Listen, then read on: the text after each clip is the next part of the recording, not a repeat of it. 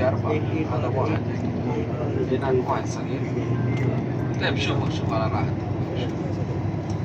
আমরা যেই পাহাড়টার কথা বলেছিলাম যে জাবালের রুমাত, এই যে হাতের বাম দিকে ছোট্ট পাহাড়টা দেখা যাচ্ছে, হাতের বাম দিকে ছোট্ট পাহাড় যেটা দেখা যাচ্ছে এটাই হচ্ছে জাবালের রুমাত। এই পাহাড়ের উপরেই আল্লাহ নবী 50 জন তীরন্দাজকে দাঁড় করিয়ে দিয়েছিলেন। এই পাহাড়ের উপরেই আল্লাহ নবী 50 জন তীরন্দাজকে যারা তীর মারতে পারদর্শী দাঁড় করিয়ে দিয়েছিলেন এবং বলেছিলেন যে তোমরা ততক্ষণ পর্যন্ত নামবা না যতক্ষণ আমি তোমাদেরকে নাইমা আসতে বলবো। কিন্তু 40 জন নাইমা চলে গেছিল, 40 জন নাইমা চলে গেছে, 10 জন ছিল। তো কাফেররা ওই উহুদ পাহাড়ের মানে পিছনে গিয়ে আবার উহুদ পাহাড়ের পিছন দিক থেকে আইসা এই পাহাড়ের উপরে যে 10 জন ছিল প্রথমে তাদেরকে মেরা ফেলাইছে, মারার পরে পিছন দিক থেকে আবার তাদেরকে আক্রমণ করেছে মুসলমানদেরকে। তো পিছন দিক থেকে যখন আক্রমণ করেছে এই তখন মানে যাকে যেখানে দৌড়াইয়া পাইছে মেরে ফেলেছে, শহীদ করেছে।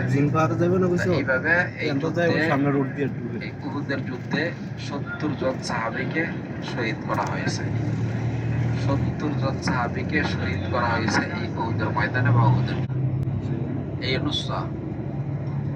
পরবর্তীতে আল্লাহ নবী ইন্তেকাল্লাম করেন আল্লাহ এই খালাস নুসরা।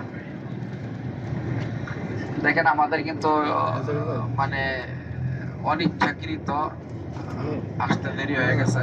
আমরা যদি 7টা, 7:30 বা 7:30টার মধ্যে বাইরে হইতে পারতাম তখন এই উহুদ জিয়ারা কইরা আমরা বদরের অর্ধেক পথে চলে যেতাম। আমাদের কিন্তু অনেক বড় দীর্ঘ পথ, যারা হয়তো আসছেন এর আগে জানেন। এই যে রওনা করেছি আমাদেরকে সারা দিন গাড়িতে বসে থাকতে হবে, কতক্ষণ যে লাগবে গাড়ি মানে তায়েফে গিয়ে পৌঁছতে একমাত্র আল্লাহই ভালো জানে। এর জন্য বলেছি যে আমরা যত অল্প সময়ে পারি জিয়ারত করে চলে আসবো, যত অল্প সময়ে পারি জিয়ারত করে আমরা চলে আসবো।